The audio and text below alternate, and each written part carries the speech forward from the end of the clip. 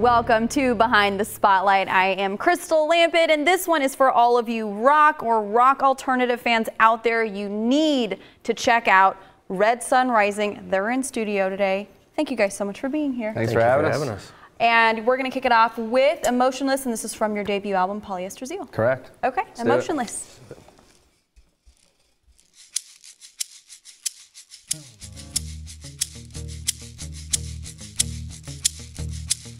With lips closed and eyes sealed,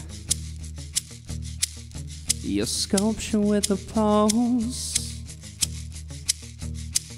I wanna capture your essence and keep it here forever, little one.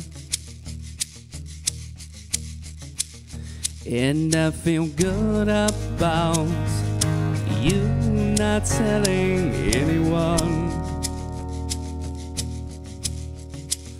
You're just like motionless, emotionless. You're beautiful asleep. Motionless, emotionless. You're beautiful asleep.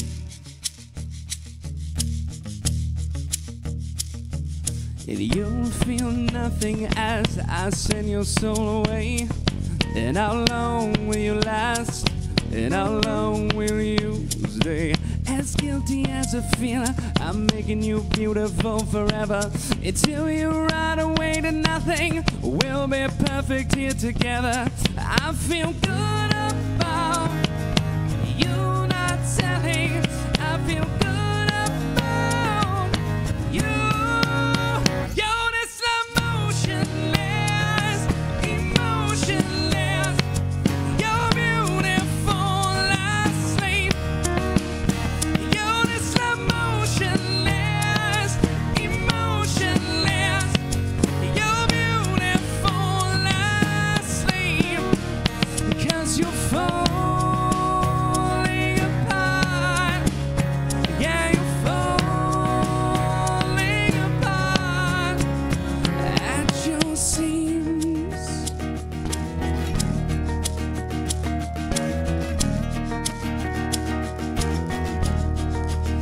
You're just like motionless, emotionless. You're beautiful asleep.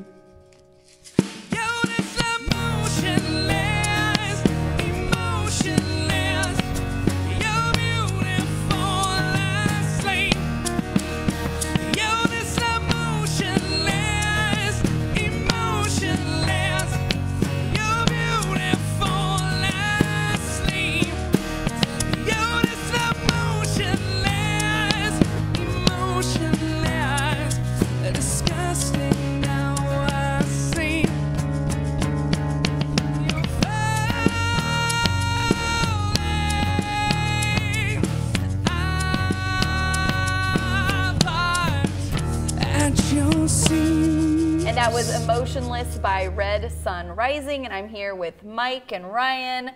Tell me a little bit about the inspiration behind Emotionless, because I heard that it was based on a dream.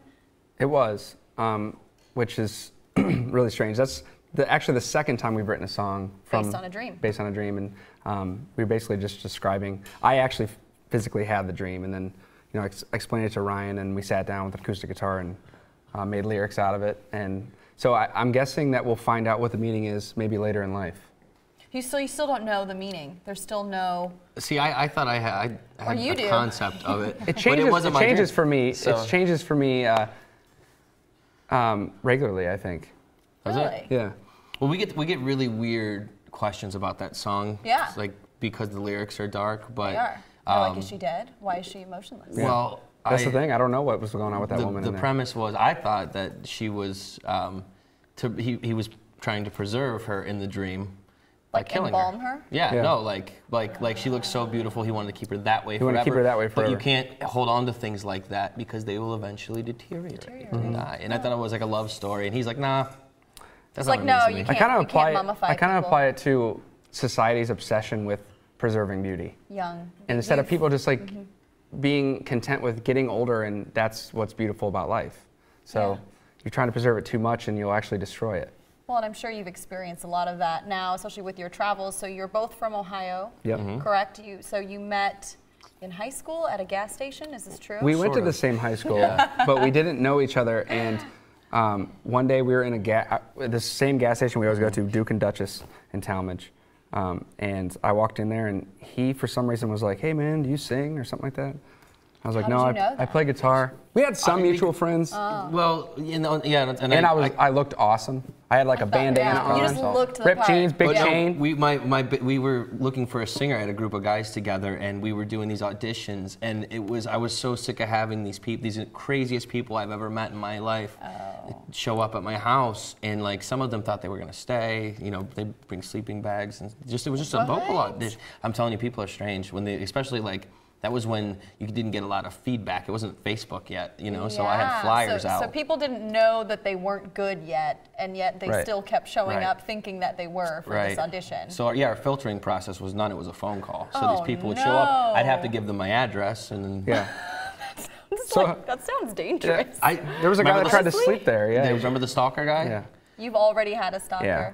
Well, that was from that experience. Well, long story short, he had me come down, we exchanged numbers, and they gave me the hardest songs they could think of. It was like Led Zeppelin and Alice in Chains.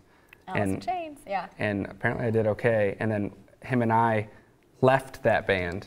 Oh, so this is for another band. I was supposed to like join their band, and I was like, I'm not really into this music, honestly. So Ryan's like, well, what are you into? And we started writing together, and we started Red Sun Rising. So then you had that chemistry, and you decided, hey, why don't we just do this on our own? Exactly. Nice. And then how did you find the rest of the groups? Hopefully a less freaky audition process. Freaky. But go ahead. It was we had to get to know these guys. So we kind of got the opportunity to, obviously we made Polyester Zeal. So we had the opportunity to kind of handpick the best guys we could get, and these are all guys we toured with, and we knew they were from all over the country. They were from other bands. Some of them are front men of their own bands, and they step back to do backing vocals and like play bass or guitar, and it just adds to the experience, because we kind of wanted to show, if you come see us live, we wanted everybody to give their all every time, and not focus on just the center. And you get to pull from people who you know are all Exactly. And we know they can perform. And we've known these guys for years, and I think that makes touring so much better, because we're all friends and we get along, we hang out, and we live the life together. I can totally pick up on that. Well, thank you guys so much for being here. We will be right back with more Behind the Spotlight. Don't go anywhere. The other side, the other side. Welcome back to Behind the Spotlight here with Red Sun Rising. So it's interesting to me that dreams seem to play such a prominent role in your songwriting.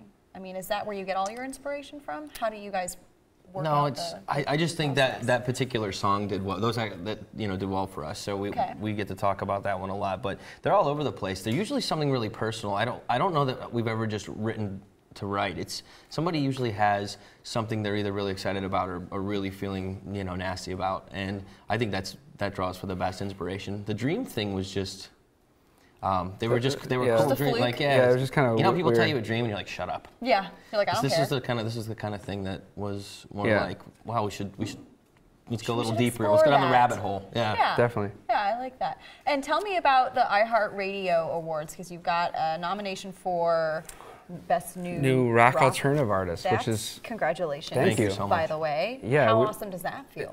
We were stoked about it, especially seeing, the other bands that are in our company, and, it's an honor to be just nominated, whether we win or not. I mean, with our first record to be noticed like that is really cool. So we're stoked. Has it felt like a long time coming? Because a lot of times when I talk to artists, sometimes you see people like Bruno Mars, and all you see is the fame, and it seems like overnight success. But that's pretty much never the case. And you've been on tour for what, a couple years now? Yeah, no, Well, I mean, we've been independent for a long time. We've been a band for almost 10 years.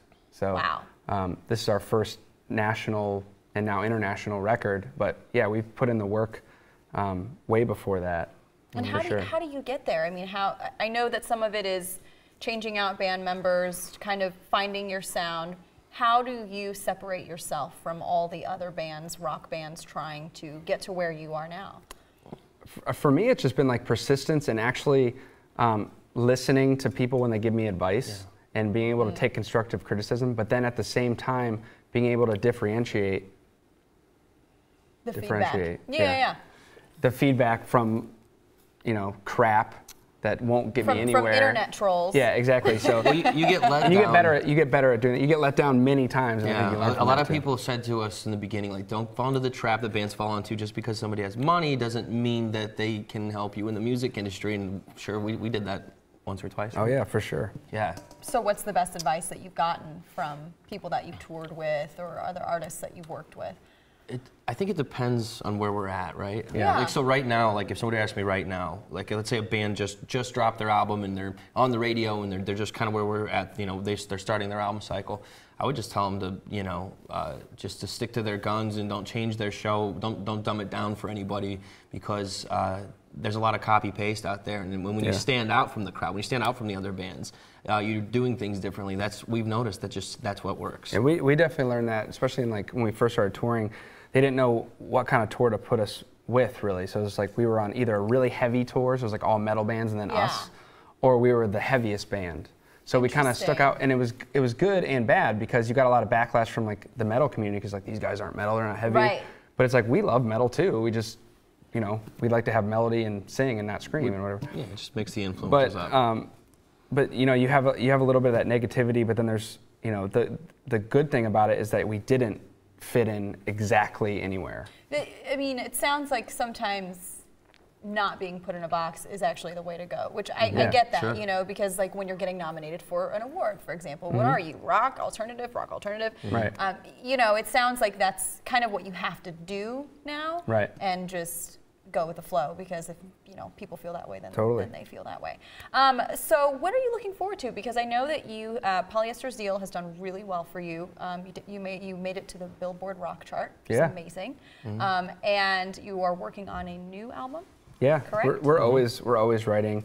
I mean, we've been touring so much that we haven't really had too much time to sit down as a band and work out these ideas. But I mean, almost daily someone's bringing some kind of idea, whether it's a riff, a lyric idea, a melody, to the table. So right after this tour, which ends at the end of February, we're gonna go. We just rented a house, like in the middle of nowhere on a lake, and we're gonna take it. It's up in Illinois. Oh, in Illinois, nice. Northern Illinois, yeah. So we're just gonna basically live there for 3 weeks and hash all these ideas out, see what comes out of it. Get those creative juices flowing. All right, well, it is time for our 4 favorites segment, so I hope you guys have been thinking hard about... I have not. Well, I'll start with Ryan. Favorite book? William Cooper's Behold a Pale Horse. Behold It's a great Pale book. Horse. I'm not I don't like reading fiction that much. I was going to say, is this a fiction? Or Well, I guess it depends on who you ask. It's just an interesting kind of conspiracy theory stuff, but it's fun and scary, and I've read it a couple times. And engaging. Okay, and do you have a favorite book? That's a great book. I didn't read the whole thing, though, unfortunately. Pat's been reading a book by Stephen King. It's called Stephen King? It's called It. Yeah. What? Yeah. It's good. It's a good book. It's Stephen King? No. Stephen King. Stephen King, It. That's a real thing. Yeah. Yeah. Okay. Yeah. All right. Favorite movie? Favorite movie? Is it my turn or his turn? Go ahead. Go ahead. You can jump in at any time. These are really challenging questions. You know, I'm a trilogy. I get sucked into the trilogy thing. So like Lord of the Rings. Yeah, so that you just said it. You just hit it right there. So yeah, that's when my nerd side pops out, and you'll catch me at the theater. I'm not dressed up usually, but I'll be there early. Do you go to like the midnight showing? I will. Like, I'd be glad to. Maybe we don't have time to do that anymore. He always knows actors' names, actresses' names too. He's like, I get sucked in that stuff for some reason. I don't know. I try not to. Anybody. I never remember anyone. Yeah, trying to be like shallow guy like on the thing, but Stalker. but I'll see those magazines at the, at the counter, and I can't help but like, really, that happened? The tabloids. So you're you're like stars. Yeah, but then I gotta put it back. I'm like, I'm not that guy. Please tell me I'm not that guy. It's okay. It's okay. We don't judge here. This is a safe. This is a safe space. Oh, good, okay. good. So it's not gonna be on like TV or anything. No. Your secret's safe with us. Only all of Kansas City will know. How about you? Favorite movie? I really don't have one, honestly. I don't watch a lot. I mean, I have watched a lot of movies over the years, but if I was just gonna go put a movie on, like I don't have the attention span to just sit there and watch a movie. Okay. I'm like the guy that goes to the fridge like 6 times, like it's gonna change what's in there. So you don't have a movie that you've watched over and over? Oh yeah, for sure. Like Childhood? every Ace Ventura movie and every Jim Carrey movie possible, I think. Okay. Okay. Like growing up, I think I wanted to be Jim Carrey, and my mom would get mad at me. Stop acting like Jim Carrey. I think that's a phase that a lot of kids went Oh, totally, through. especially I don't our think it's generation, unique for to you. sure. Yeah, it was for sure. I know a lot of kids from high school that I can think of that were like that. Okay, and then your favorite musician, artist? That's a tough one too. I'm a real big, it depends, like when we're drawing inspiration for like writing or lyrics, I think one of my favorite lyricists is Maynard Keenan. Yeah. I love John Lennon, David Gilmour. Go ahead. Yeah, I mean, I'm agreeing with all these. You know, Maynard for sure. Chris Cornell, especially as far as singing influence. Led Zeppelin. Probably have some of the same influences, obviously, with your Yeah. style. Yeah. You guys Yeah. are like your besties. The your bond. Yeah. twinsies. Twinsies. Okay, and then last question. As a band, what has been sort of your favorite memory, band story, crazy fan experience? We got to hear a good story from all these years of touring. We just got back from Moscow. Yeah. And Russia. Mother Russia. And we didn't know that our songs did well there too on the radio. So we played. We got off the train in St. Petersburg, right? It's like 7:30 in the morning, and we just thought we were gonna just go get in a car and go towards the show, and we didn't. We ran into signs with our names on them and people screaming, and it was insane. And we had no idea. So we get to the show portion, and it was like 7,000 kids that couldn't say hello, how are you doing in English, but they could sing the songs verbatim with flags that said "We Are Thread," which is kind of one of our, like, you know, hashtags. hashtag thing. And it was such an incredible experience to me. So we walk out to the balcony afterwards, and they're funneling 7,000 Russian kids through one door for some reason, which fire code's, I guess, broken, but Yeah. and so they see us and they start screaming "Spasiba," which means thank you. Yeah. And it's all of them, so we're throwing out pics and just trying to. It was just amazing to go to the other side of the world. It really, honestly, like, I think we were all a little choked up because like we've never experienced that before. Like, You haven't experienced that here in the States yet. Well, no, I mean not to that extreme. Okay. It was different because of it was It was way more intense because they can't speak to you and they're just literally thousands of people just chanting thank you. Far fewer bands. No one would do that in the U.S. I don't think, Sure. unless you're like Michael Jackson. And I think at that stage you're running on pure emotion. They're just trying to communicate to you. Right. We love you so much. Yeah, so it's you could must feel be incredible. Just the energy. It was incredible. That's amazing. Yeah. Cool. Well, thank you guys so much for being here. Thank you for having us. Yeah. Right back with more Behind the Spotlight after this. Yo, this emotionless, emotionless.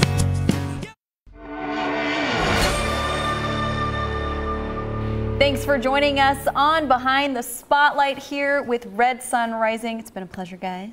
And we do have one more song, but before we get to that, I want to know, where can everyone find your music? Where can we find you online? It's pretty much just Red Sun Rising everywhere. Okay. Twitter, Instagram, Facebook. Just search Red Sun Rising. You should find us. Okay, Red Sun Rising. And our last song from you is My Muse. Okay, Thank take it you. away.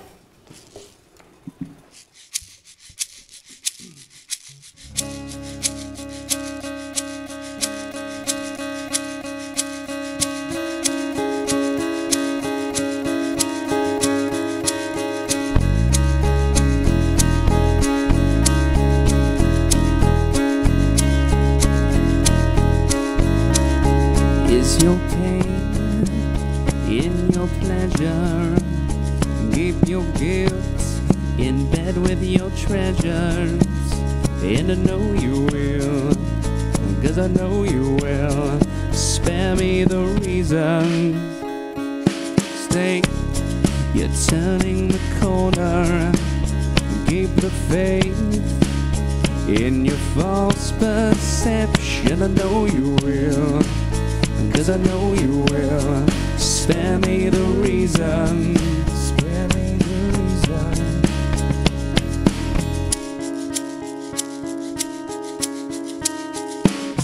And you'll keep going back. And I know you will, 'cause I know you will. And I will always take you back, 'cause I wish you will. Spare me the reason.